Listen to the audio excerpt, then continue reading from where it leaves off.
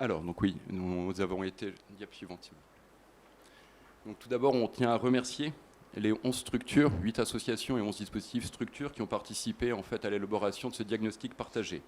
Ils y ont participé les apprentis d'Auteuil, la Croix-Rouge, la Direction territoriale de la protection judiciaire de la jeunesse, l'association Mlaisi Maoré en comprenant le CHRS, la MDA, le SIAE et le Point Écoute Jeune, l'association Narikem Sada, le REPEMA, Santé Sud et Solidarité Mayotte. Et nous souhaitons aussi remercier l'ensemble des acteurs terrains et associations œuvrant dans le champ de la santé sexuelle et reproductive, même s'ils n'ont pas en fait eu le temps de pouvoir participer à ce diagnostic partagé. Diapo suivante, s'il vous plaît. Celle-là. Alors, quels étaient déjà les objectifs de ce diagnostic partagé ? Tout d'abord, de dresser une cartographie à un instant T de la prévention réalisée par les associations sur le territoire dans le champ de la santé sexuelle et reproductive. Et important de dire à l'instant T. C'est le but de construire collectivement une connaissance de sa propre réalité et de pouvoir aussi agir sur elle. C'est permettre en fait de repérer, d'ordonner, de hiérarchiser l'existant en faisant émerger des constats afin de proposer des actions et bien sûr des leviers d'action. Pour ce faire, 4 réunions préparatoires et un énorme travail en interne dans chaque association étaient nécessaires pour justement réaliser ce diagnostic partagé. Bien sûr, comme tout diagnostic partagé, il est basé sur des pratiques et des connaissances. Il y a eu un questionnaire ouvert sur lequel on s'est intéressé sur les personnes cibles, les actions réalisées par les associations, les modalités d'intervention, sur quel champ de la prévention les associations peuvent agir, la couverture territoriale de nos actions, les lieux d'intervention, bien entendu aussi les besoins identifiés au sein de nos structures, mais aussi les demandes recensées. Nous sommes aussi basés sur un outil qui s'appelle une matrice MOF. C'est un outil de diagnostic partagé qui permet de pouvoir faire un diagnostic interne des menaces et des opportunités, et aussi un diagnostic externe des forces et des faiblesses. Et bien entendu, tous les échanges aussi auront été capitalisés dans ce diagnostic partagé. Ce qu'il est important de dire, c'est que c'est vraiment une co-construction du début à la fin de ce diagnostic partagé pour que nous puissions parler en fait d'une voix unanime. Que ça a été aussi bien sur la création des outils de capitalisation des données, sur l'analyse des données et l'émergence de ces constats, les propositions communes au regard des constats qui ont pu justement émerger, et aussi pour la modalité de restitution. C'est vraiment très important de dire que ce sont les structures qui ont participé, et l'ensemble des étapes, des propositions et constats qui vont être cités par la suite sont vraiment unanimes. Il y a des petits. Donc les constats que Pauline va nous présenter juste après, en fait, sont vraiment issus de l'analyse de l'ensemble des données capitalisées, qu'elles soient écrites et orales, de l'ensemble des structures et des acteurs qui ont participé à la réalisation de ce diagnostic. Et bien entendu, ces constats se veulent factuels.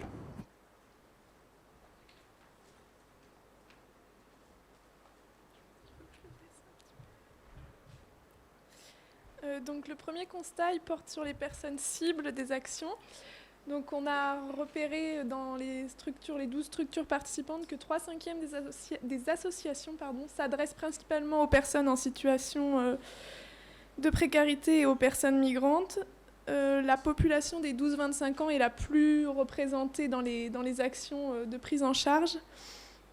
Et en revanche, par contre, les populations spécifiques, donc les hommes qui ont des rapports sexuels avec les hommes, les travailleuses du sexe et les personnes vivant avec le VIH, sont, elles, très peu représentées. La population adulte, qui n'est ni précaire ni migrante, est aussi insuffisamment ciblée. Pour ce qui est des typologies d'action, un accompagnement individualisé est proposé dans 90% des structures qui ont participé au diagnostic. La prévention collective est la typologie d'action la plus utilisée, puisqu'elle est utilisée dans 2/3 des structures, et 1/3 des structures proposent des actions collectives communautaires. Et par contre, seulement une structure propose le TROD. Pour les modalités d'intervention, les 3/4 des structures proposent des actions dans une démarche d'aller vers, et 1/3 d'entre elles proposent un accueil permanent pour toutes les populations confondues. Dans le champ de la prévention, 90% des structures agissent dans le champ de la prévention primaire. Donc, pour rappel, la prévention primaire, c'est l'ensemble des mesures visant à éviter ou réduire la survenue ou l'incidence des maladies, des accidents et des handicaps. Donc là, en l'occurrence, par exemple, il y a beaucoup d'actions de prévention en santé sexuelle en milieu scolaire. Et pour ce qui est de la prévention secondaire et tertiaire, 2/3 des structures en réalise. Donc la prévention secondaire, c'est l'intervention qui cherche à diminuer la prévalence d'une maladie dans une population. Donc là, ça va être par exemple le dépistage ou l'accompagnement au dépistage. Et pour la tertiaire, c'est une intervention qui arrive une fois que la maladie est survenue et qui permet de réduire les effets secondaires ou les complications, d'améliorer le mode de vie. Et donc là, ça va être notamment l'éducation thérapeutique du patient. Pour les constats concernant la couverture territoriale, moins de la moitié des structures ont un champ d'action qui est sur l'ensemble du territoire, et un tiers agissent exclusivement au sein de leur structure. Pour les lieux d'intervention, l'ensemble des structures sont couvertes, mais de manière inégale. Donc, parmi ces structures, on entend collège, lycée, association, CCAS, domicile, hébergement des usagers, lieu extérieur, milieu carcéral, centre de formation, etc. Et les collèges et lycées, ce sont les structures qui sont les plus représentées, dans lesquelles il y a le plus d'actions et d'interventions qui sont faites. Et en ce moment, aucune structure n'intervient en entreprise. Ça a été le cas il y a quelques temps, mais là, actuellement, sur les structures qui ont participé au diagnostic, il n'y avait personne. Donc, pour les besoins identifiés, il y a 3 besoins majoritaires qui sont ressortis. Le premier, c'est d'augmenter la connaissance et l'information et l'éducation à la sexualité à l'ensemble de la population, briser les tabous de la santé sexuelle et lutter contre les représentations et déployer le TROD. Pour les demandes recensées par les structures, c'est que 50% des usagers... Pour 50% des usagers, la demande majoritaire est l'accès aux préservatifs et à du matériel de réduction des risques. Et dans un quart des demandes recensées, il y avait les 3 thématiques suivantes qui ressortaient. La première, donc, c'est l'éducation à la sexualité plaisir. La deuxième, c'est l'information, la prévention en santé sexuelle et reproductive. Et la dernière, c'est de simplifier, fluidifier et rendre plus accessible le parcours de soins. Pour les forces internes, il y a aussi 3 thématiques principales qui sont ressorties. Le premier, c'était les camions des différentes structures qui permettent de faire de l'allée vers. Ensuite, l'accueil individuel des usagers. Et enfin, des professionnels spécialistes ou formés sur les thématiques de la santé sexuelle. Pour ce qui est des faiblesses internes, 2 tiers des structures ont abordé 2 thématiques principales. La première, c'est que les structures ne sont pas habilitées à la réalisation des TROD, et il y a aussi un manque de ressources humaines, soit pour cause de budget, soit par manque de qualification sur le territoire. Il y a 2 autres thématiques qui sont ressorties pour un tiers des structures, c'est la mobilisation et l'implication des usagers, et le manque de véhicules pour les déplacements. Pour les opportunités externes, 90% pour 90% des structures, la thématique principale, c'est la coordination, le réseau et le partenariat. Et un tiers des structures pensent que ça passe également par la reconnaissance et la visibilité de nos structures sur le territoire. Pour les menaces externes, les thématiques principales, c'est que dans 90% des structures, la situation administrative et de la précarité des usagers peut être un frein à la prise en charge. 80% des structures ont aussi abordé la problématique des transports pour les usagers qui ne peuvent pas toujours se déplacer facilement. Pour 2 tiers des structures, les usagers aussi ont un accès difficile aux préservatifs, au matériel de réduction des risques et aux lieux de dépistage, qui sont principalement regroupés sur Mamoudzou. Et enfin, le tabou de la santé sexuelle, la discrimination et la peur du jugement sont ressortis dans 50% des structures. Alors, une fois que les constats ont été établis, on est passé aux propositions. Et donc, les propositions, elles ont, comme on l'a précisé au début, été co-construites et validées à l'unanimité par les structures qui ont participé au diagnostic. Elles ont pour objectif de viser l'amélioration de la santé sexuelle et reproductive pour l'ensemble des populations de Mayotte. Elles ne sont pas exhaustives et elles sont interdépendantes et toutes prioritaires. Donc pour le territoire, ce qui a été proposé, c'est d'accroître la décentralisation des lieux ressources et de développer l'offre de formation sur les métiers du médico-psychosocial pour pallier le manque de ressources humaines avec des qualifications spécifiques. Pour les modalités d'intervention, ce qui est proposé, c'est de renforcer la démarche communautaire, développer l'allée vert et mutualiser les ressources humaines et les ressources matérielles pour permettre une collaboration et un développement des actions communes, coordonner et mutualiser les actions mobiles sur le territoire et développer la structuration réseau et partenariale via des protocoles d'orientation clairement identifiés. Pour les populations cibles, donc, comme on l'a dit, ce serait d'accroître les actions à destination des personnes vivant avec le VIH, des hommes ayant des rapports sexuels avec les hommes et des travailleurs du sexe qui sont délaissés. Créer des outils adaptés à Mayotte et spécifiques à chaque population cible et renforcer l'offre de permanence d'aide administrative et sociale sur l'ensemble du territoire. Pour ce qui est des préservatifs et de la prévention combinée, il est ressorti comme proposition qu'il faut faciliter et développer à l'échelle territoriale l'accès, la qualité et la distribution des préservatifs, agir sur les mentalités pour faire évoluer les pratiques par le biais de campagnes de communication grand public, augmenter considérablement le nombre d'associations habilitées à la réalisation des TROD, et donc former un maximum de personnes pour les réaliser et développer et informer sur la prévention combinée, donc pour rappel, l'utilisation du préservatif, le recours au dépistage et les avancées des traitements. Il a été aussi proposé de travailler sur le lien intergénérationnel et les tabous et représentations. Donc, notamment en réalisant une étude sur la santé sexuelle avec une approche communautaire et intergénérationnelle à Mayotte, accroître les actions de prévention de groupe, donc adultes, jeunes, parents, enfants, renforcer les actions au sein des associations de femmes et avoir une communication grand public régulière. Pour ce qui est des ressources humaines et de la communication, développer les compétences des acteurs terrain par une offre de formation adaptée et accessible sur le territoire, développer le bénévolat et développer une communication et une information continue des offres associatives auprès de la population. Au niveau des propositions, au niveau du parcours de soins, on n'a rien inventé, mais on souhaitait quand même le réitérer, c'était renforcer la coordination des parcours de soins pour permettre vraiment son investissement, son maintien, pour éviter les ruptures.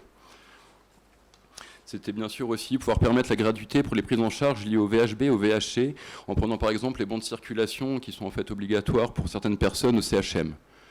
Important de le répéter, mais vraiment que dans nos actions, nous puissions agir sur l'ensemble des déterminants de santé. Et bien entendu, un point très important qui a été redit depuis hier, c'est l'amélioration de la qualité de vie des personnes vivant avec le VIH dans l'alimentaire. Quand on le répétera jamais assez, c'est qu'avec un ventre vide, l'observance s'arrête. Donc c'est important que les personnes vivant avec le VIH aussi, comme ils sont dans des situations de grande précarité, puissent avoir de quoi manger régulièrement. Bien entendu, faire aussi bouger les choses passe par le plaidoyer. Donc nous avons pensé à faire un plaidoyer afin de faire cesser les contrôles lors de nos actions extérieures et d'aller vers.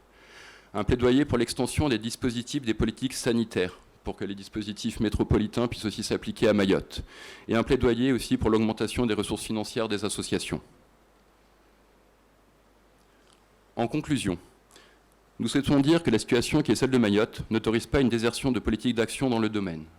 C'est pourquoi nous souhaitons et considérons que l'ensemble des acteurs se doivent de se mobiliser en ce sens et se doivent de développer des dispositifs et actions permettant d'informer, d'accompagner et d'orienter les personnes dans une démarche de promotion et prévention de la santé en proposant une offre adaptée et accessible au plus grand nombre. L'offre de soins est présente, mais la réponse à la détérioration de la qualité de vie ne peut pas être assumée uniquement par les soignants. Ces derniers ont également besoin de partenaires sur lesquels ils peuvent s'appuyer afin d'améliorer la prise en charge globale de la personne. Pour nous, en effet, c'est aussi le rôle des associations d'avoir une réflexion commune sur la définition des besoins et des réponses à apporter en complémentarité des pouvoirs publics et des professionnels de santé. Merci pour votre écoute.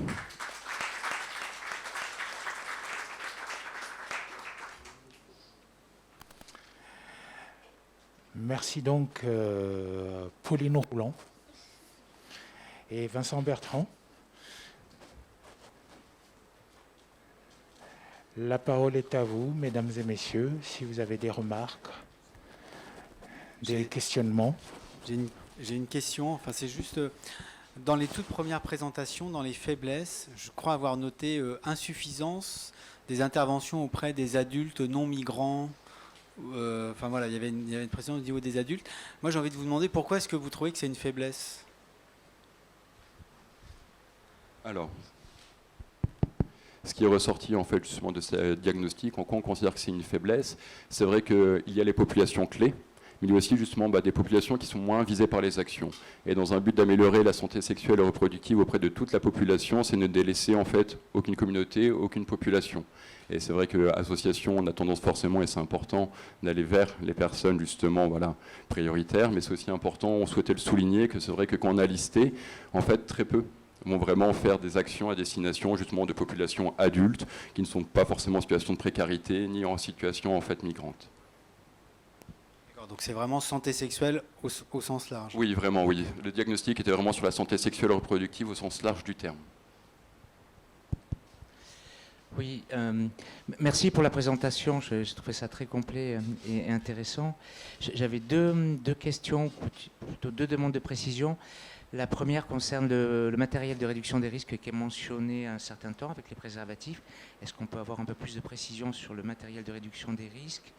Et puis la deuxième question portait sur les IST. On a beaucoup parlé VHC, VIH, VHB, mais il n'est pas trop fait mention et allusion aux IST. Et je voulais savoir si ça avait été inclus dans le champ de l'investigation et du diagnostic que vous avez mené, ou c'est quelque chose qui est un sujet, un objet à part. Je veux bien répondre pour la question pour les IST. Alors ça a été abordé, mais en fait, faut savoir que notamment pour les femmes, pour par exemple dépister le gonocoque, chlamydia, il faut faire des prélèvements vaginaux. Donc c'est difficile de développer sur tout le territoire. Ça veut dire qu'il faut avoir un cabinet pour faire les prélèvements. Ça veut dire qu'il faut ensuite amener les prélèvements au laboratoire pour analyse. Donc on n'a pas comme le TROD pour faire le dépistage rapidement. Donc c'est pour ça que pour le moment, c'est encore compliqué à mettre en place.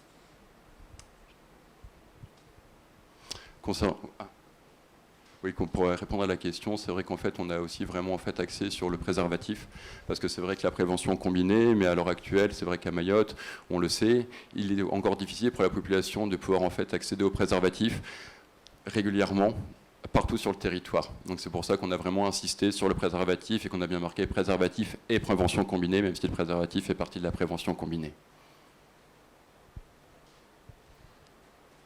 Alors, moi, j'ai une question. Ce n'est pas vraiment sur la présentation, c'est plus d'ordre général concernant les associations.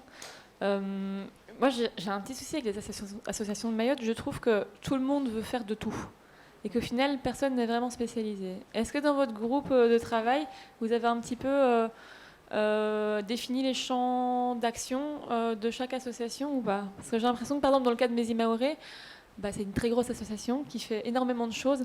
Et en fait, c'est même plus clair de ce que vous faites, tellement vous faites de choses, ce qui est à la fois une bonne chose et en même temps non, parce que ça manque de spécificité dans les actions. Est-ce que vous avez décidé de définir plus concrètement tout ça? En fait, ce qui en est ressorti, c'est au-delà de la définition claire des objets, en fait, des objectifs de chaque association. C'est vraiment tout un travail qui est mis en place depuis ce début d'année. Ce diagnostic en fait partie. En fait, vraiment de pouvoir mutualiser nos ressources, de se coordonner sur le terrain et qu'au regard justement de nos spécificités, de nos actions, de comment pouvoir apporter une offre en santé sexuelle et reproductive la plus complète possible et accessible à travers le territoire. Et cette coordination, du coup, elle est assurée par qui? Par Nareem Sada En fait, justement, comme je disais, on est en train, depuis ce début d'année, d'essayer de coordonner tout cela. Et le principe, c'est qu'il n'y ait pas forcément une structure qui se coordonne, mais si on parle de travailler ensemble, c'est que nous se coordonnons tous ensemble. Il n'y a personne pour superviser, du coup. D'accord. Merci.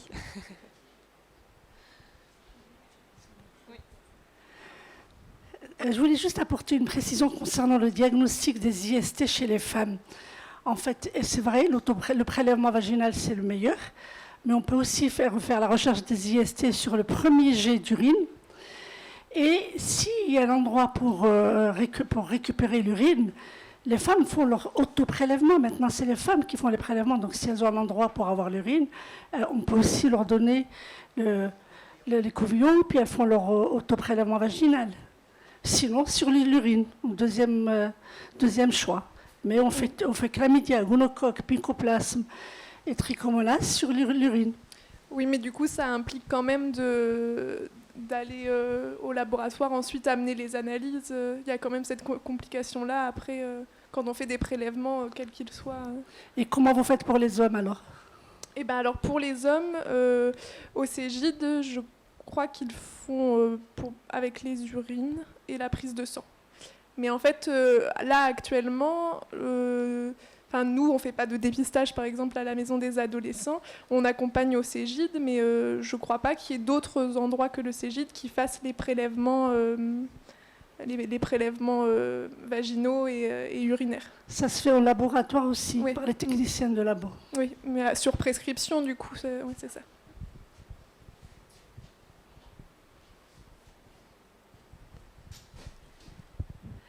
Vous avez marqué dans les propositions plus de bénévolat.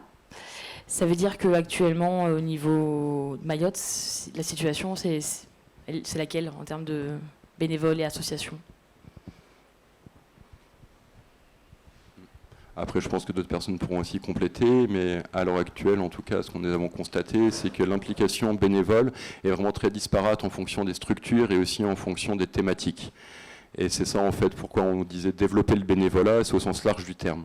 On sait qu'il y a des associations qui fonctionnent très bien avec le bénévolat. Si on prend l'exemple, par exemple, de Narik et Msada, il est très compliqué, avec justement l'étiquette, la représentation que cela peut avoir, de développer une vie bénévole. Pour d'autres structures, le bénévolat fonctionne bien.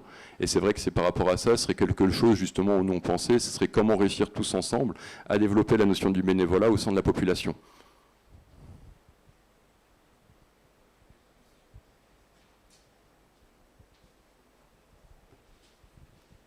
Oui, je rebondis sur la question parce que c'est aussi un aspect qui a été abordé hier. Au-delà de la seule question du bénévolat, il y a le travail qui en santé sexuelle et reproductive, mais on le retrouve aussi dans le champ des addictions absolument indispensable, c'est avec les pairs. Donc on peut parler de médiateur santé-père, on peut parler de père aidant, enfin il y a tout un tas d'appellations. Mais il est vrai que dans le contexte qui plus est que l'on connaît ici à Mayotte et dans le champ dans lequel a été présenté le diagnostic, je verrais un réel intérêt à pouvoir aborder sous cet angle-là le bénévolat, ce qui permettrait aussi de sortir du simple volontariat au bénévolat, mais d'impliquer, de faire avec les usagers qui seraient complètement associés à la structure de façon coopérative et active. En effet, je pense qu'on est vraiment, voilà, toutes les associations, on était entièrement d'accord. On peut le voir pour l'ensemble des associations qui réalisent des maraudes, au-delà, c'est auprès des travailleurs travailleuses du sexe, auprès de différents publics, justement. C'est lors de ces maraudes, c'est comment créer aussi, justement, des relais pairs, des soutiens, et justement ce soutien par les pairs qui est très important, en effet. Mais je pense aussi qu'il y a un facteur important à prendre en compte sur cette question du bénévolat qui pénalise beaucoup de structures associatives. Le contexte, c'est celui que nous avons vécu ces 2 derniers jours.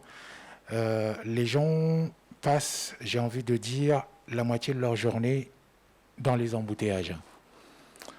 Quand ils rentrent chez eux le soir, ils sont flingués. Le week-end, ils ont envie de passer à autre chose que de s'investir dans une association. Je pense que ce n'est pas une question de manque d'envie, c'est une question de contexte qui est le nôtre aujourd'hui, qui fait que les gens ne peuvent pas s'adonner à tout. Ce n'est pas la raison, mais je pense que c'est l'une des raisons qui font que. Parce que de mémoire, je n'ai jamais vu un territoire avec un tissu associatif aussi important qu'à Mayotte. Mais il est vrai que ces dernières années, on a vu ce tissu associatif s'effondrer pour X raisons, dont celle que je viens d'évoquer.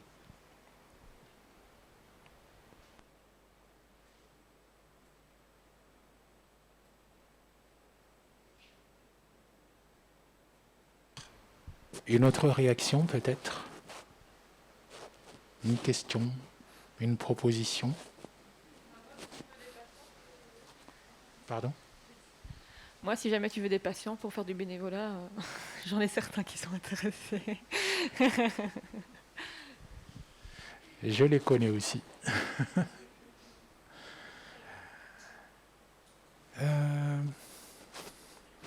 Je salue au passage la présence dans l'Assemblée de Madame Fatia Djabour,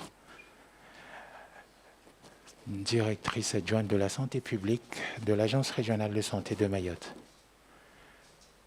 S'il n'y a pas d'autres réactions, nous allons remercier Pauline et Vincent. Merci à vous.